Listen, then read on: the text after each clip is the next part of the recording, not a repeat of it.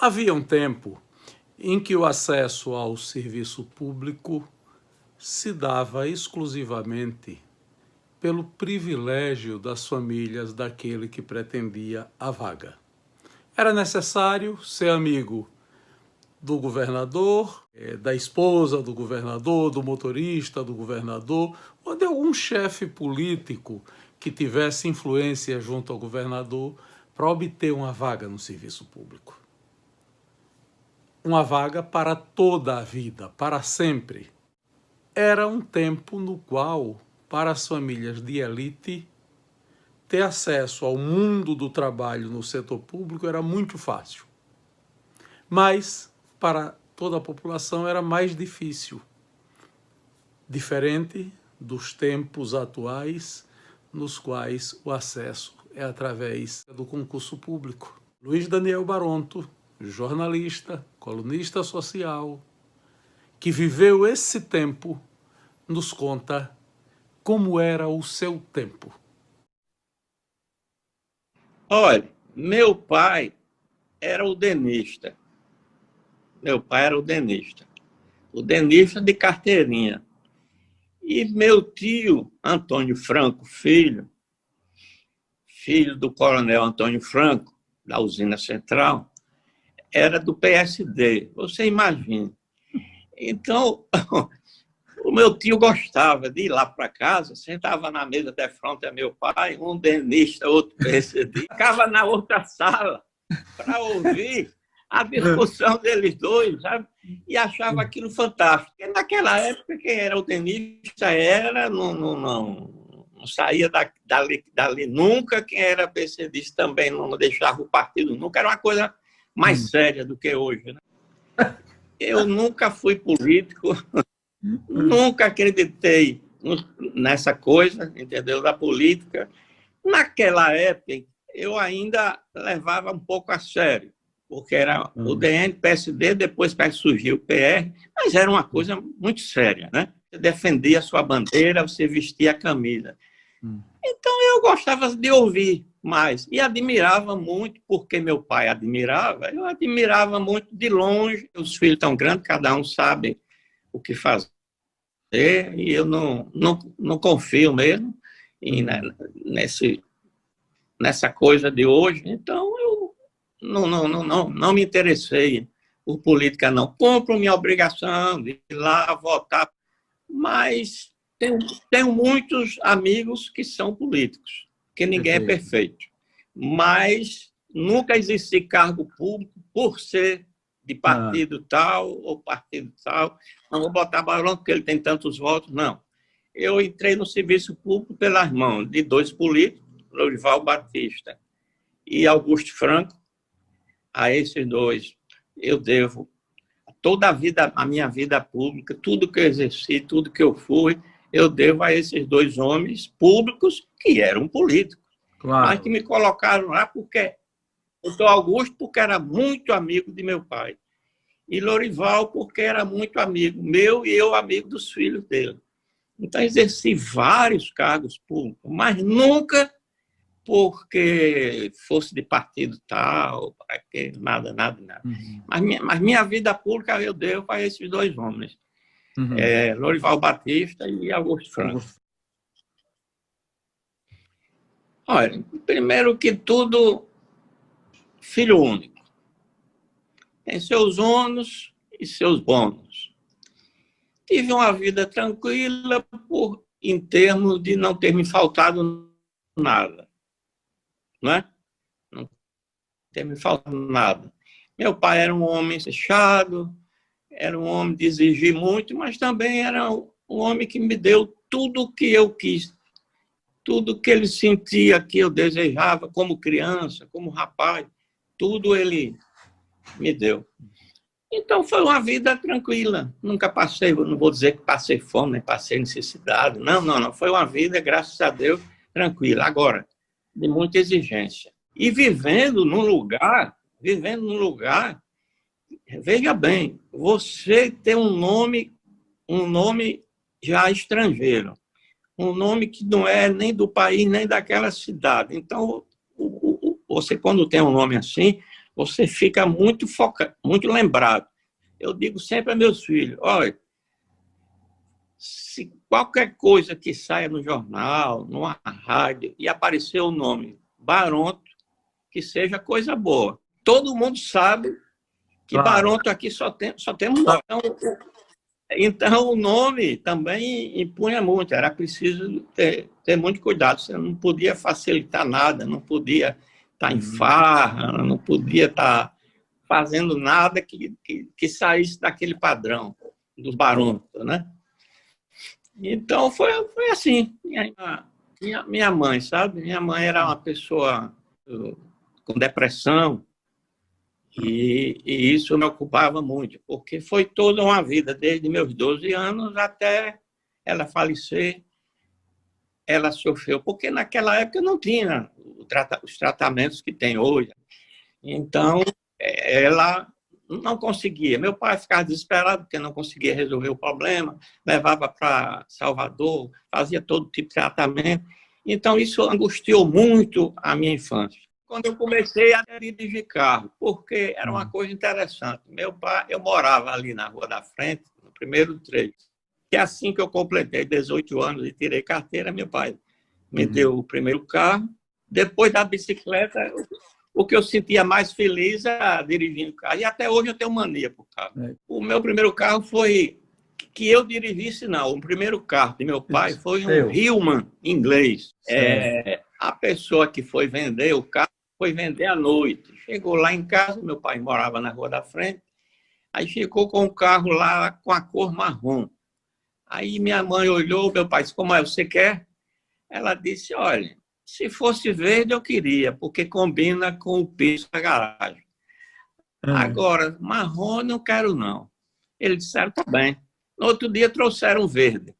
Aí já ficou o carro já entrou, ele já botou o carro na garagem. E o primeiro carro de meu pai foi um Hillman inglês. Agora, o meu foi um Jeep. Meu pai fazia projeto para eu me formar em Direito. Porque meu pai foi, durante muito tempo, rábula. Mas eu sentia que, por ele ter advogado muito mesmo como rábula, ele tinha muita vontade que eu fizesse Direito. Atuou como rábula em 2 estados, em Pernambuco e no Rio. A vida era de interno. Então, nós só tínhamos contato com a cidade no final de semana para ir ao cinema, no Max, ou para ir para o Barra Vento, ali na Barra, né? Eu acho que até hoje ainda existe o Barra Vento. Aí, na época era a moda, né? Na época era a moda ir para o Barra Vento, né? E ali ficava paquerando e tal, essa coisa toda. Mas a vida é muito normal, muito simples em Salvador. E isso tem quase 50 anos. Eu me lembro de 2 cinemas. Um era na descida da Vitória. Pegava quando você chegava na ladeira da Vitória, lá embaixo, do lado direito, ali tinha um cinema. E quando você subia, do lado esquerdo, lá em cima, tinha outro cinema que eu não lembro o nome também. Não me lembro se era Tupi. É um fato também que talvez...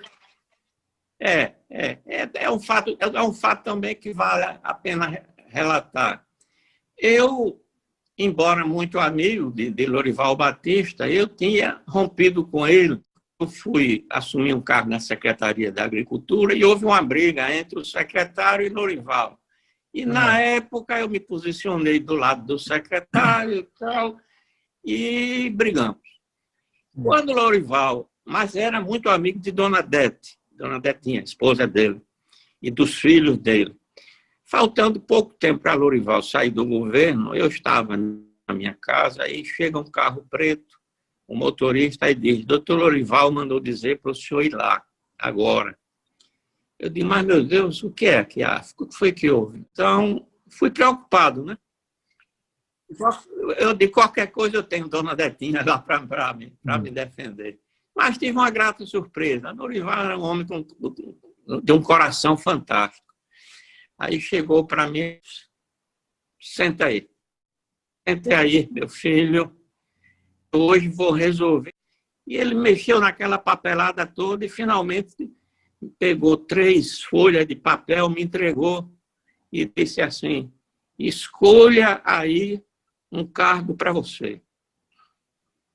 Mas eu me vi numa situação com 3 folhas de papel na mão, de cargo, para eu escolher o que é que eu queria ser.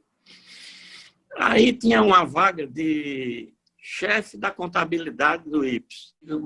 Eu tinha a formação, eu tinha feito o curso de contabilidade. Eu digo, esse aqui, doutor, chefe da contabilidade do IPES. Ele, na mesma hora, pegou o telefone, ligou para o presidente, que era Elson Fontes. Elson, anote aí, nomear amanhã, mais ligeiro que imediatamente. Anote aí o nome. Aí deu meu nome para nomear como chefe da contabilidade. Ele nomeou e eu fui assumir o cargo. Primeiro dia que eu cheguei lá, as funcionárias da contabilidade me colocaram mapas enormes na minha mesa e documentos para eu assinar. Eu olhei aquilo tudo. Eu tinha feito o curso, mas nunca tinha me atualizado, nunca tinha feito nenhum curso pós, nada. E eu olhava para aquilo tudo e digo, isso aqui é uma responsabilidade muito grande de eu assinar esses mapas, esses documentos, feitos por outra pessoa. Eu chegando aqui, você quer saber de uma coisa? Eu não vou assinar, nem quero esse cargo. Aí disse a elas, pedi desculpa, não assinei, voltei ao palácio e disse a Lorival, Lorival, aconteceu isso e tal, eu não me sinto preparado para assumir esse cargo. É muito bom, vale a pena economicamente, mas não, eu não estou preparado. Disse, escolha outro. Aí eu escolhi, então, Caixa do IPES também. Caixa do IPES, que naquela época chamava tesoureiro. E aí fui ser Caixa do IPES. Antes de eu sair, depois que ele ligou outra vez para Elcio e mandou me nomear, eu disse a ele, doutor Lorival, olha, o senhor já está para sair do governo, e se tiver algum cargo de enfermeira aqui para o senhor nomear, e chegar ao final, último dia do seu governo, não tiver ninguém, enfermeira aqui em Aracaju é muito difícil, porque não tem faculdade, é difícil o senhor conseguir uma. E minha esposa, que veio do Ceará, é formada em enfermagem, é enfermeira profissional. Então, se chegar, ele disse, não vamos resolver isso agora. Ligou outra vez para Elcio, deu o nome dela e mandou nomear enfermeira. Entendeu? Então, foi assim que eu comecei. Eu e minha esposa no IPES. Agora, estando no IPES, saí por diversas vezes para assumir diversos outros cargos, funções gratificadas, né?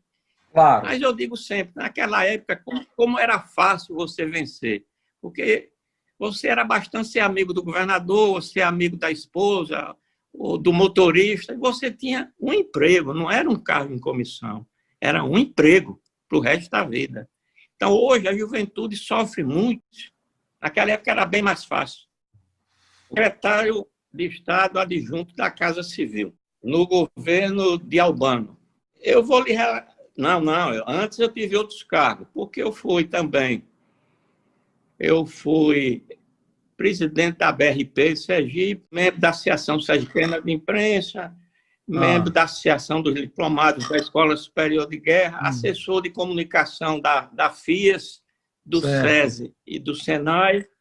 Fui gerente na área privada da Sadia Transportes Aéreos e da Sergitur, colunista social, diretor do Departamento de Imigração e Colonização no governo de Celso Carvalho, chefe do Departamento Contábil e da Tesouraria do IPES e chefe de gabinete de diversas secretarias de Estado. Eu acompanhava sempre Heraldo Aragão, para onde ele ia, assumia o cargo de secretário, eu ia com ele como chefe de gabinete. Então, eu passei até talvez mais tempo fora do que dentro do IPES, mas gostava muito do IPES. A Secretaria de Governo, Secretaria da Segurança Pública, Secretaria da educação e no próprio IPSE.